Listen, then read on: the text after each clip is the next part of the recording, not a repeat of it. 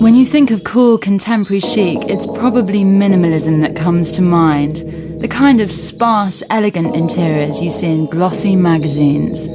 But there's a new kid on the block about to give minimalism a run for its money. That old mantra, less is more, is about to get the boot.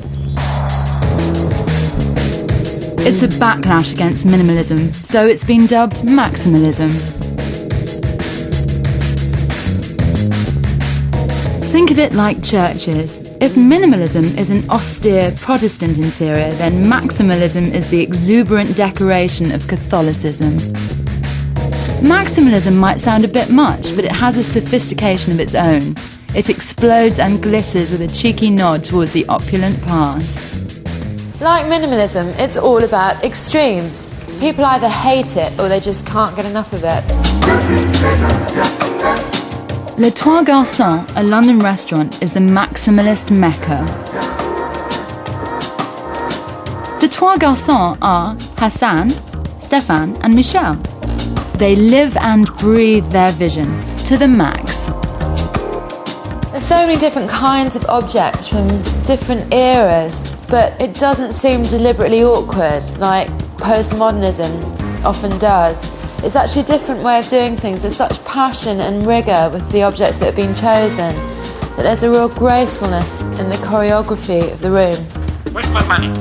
I feel that one shouldn't be embarrassed to have beautiful things around them. Why restrain yourself? It tells a little story. And the way it looks is evolving, presumably it's quite an organic process. Sometimes I'll buy something, I don't have the slightest idea where I'm going to put it.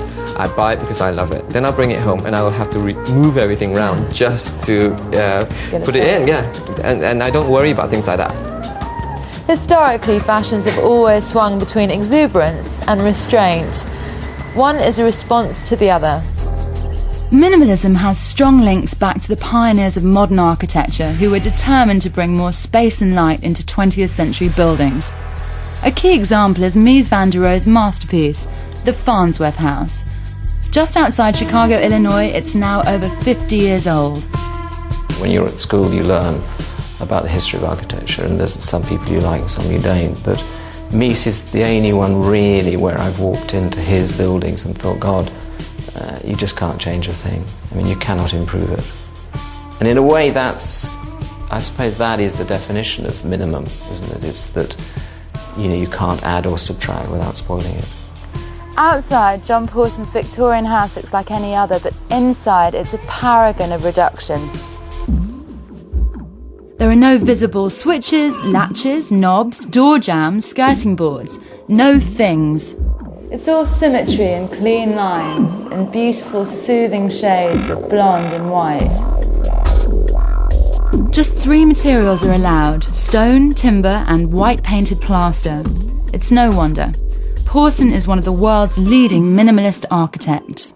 I make a great effort because my brain is the thing that's messy. So it's just all over the place. So my only way is to have kind of order on the outside, which just helps me deal with them. So where do you keep your exuberance? In here. Somewhere in here, there's a widescreen TV, a DVD player, a hi-fi, a telephone, family photos, a fax. But where are they? Here it is. Even a cup of fresh coffee appears from a cupboard. Pawson identifies strongly with the purest ideals of Japanese Zen Buddhism. That's why there's no clutter. Clutter represents inner poverty. Without it, you're free to contemplate the beauty around you. Less is much, much more. I didn't think I was a fan of minimalism. I always thought it would be very austere and cold. But actually, this house is so warm and sensual, it almost feels decadent. But of course, minimalism comes at a price. It's incredibly high maintenance. Here at the Hampel, there's an army of men with white paintbrushes, ready to come and cover up any marks that people make on the walls. The Hampel Hotel is the acme of minimalist luxury and has a lot to answer for. It's been the backdrop for fashion shoots and films since it first opened in '96. White. What would we do without it? These spaces become a gallery for the image-conscious people who stay here. it's not what you'd call practical. Even though we've only got 35 bedrooms and 12 suites, we've got 2 full-time painters who kind of start from one end of the hotel, finish, and then start again. And that's ongoing, that's 365 days of the year, that never stops. Full-time maintenance. Exactly, it is exactly the same. So what happens when designers can no longer impress us with Zen idealism and empty space? History repeats and reinvents itself, and the pendulum swings in favour of maximalism. The bar of Ian Schrager's Sanderson Hotel in London is like something from Alice in Wonderland. It's like stepping through the looking glass into a maximalist purple paradise. It's a prayer to kitsch, a parody of postmodernism. Philippe Starck, the hotel's designer, likes to reinvent the banal. The hotel's a circus and he's the ringmaster. It's like he's appealing to the sophisticated inner child in us all. Everything's larger than life and has a massively childish appeal. Getting into the lifts is like stepping into the void, and the stalls at the bar wink at you. Just when you think you've got it, there's another surprise. The main bar, 24 metres of glowing onyx, has minimal surroundings. It's natural for the pendulum of taste to swing back and forth. Opposites react against each other, but they also affect one another.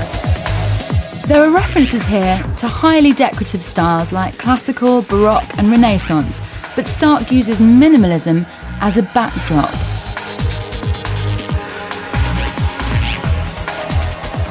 So it's all really a question of taste.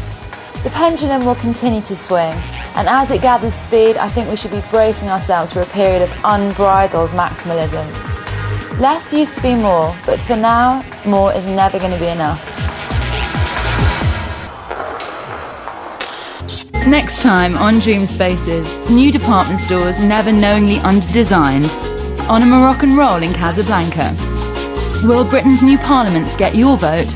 And Dawson's chic, it's Casey's favourite placey.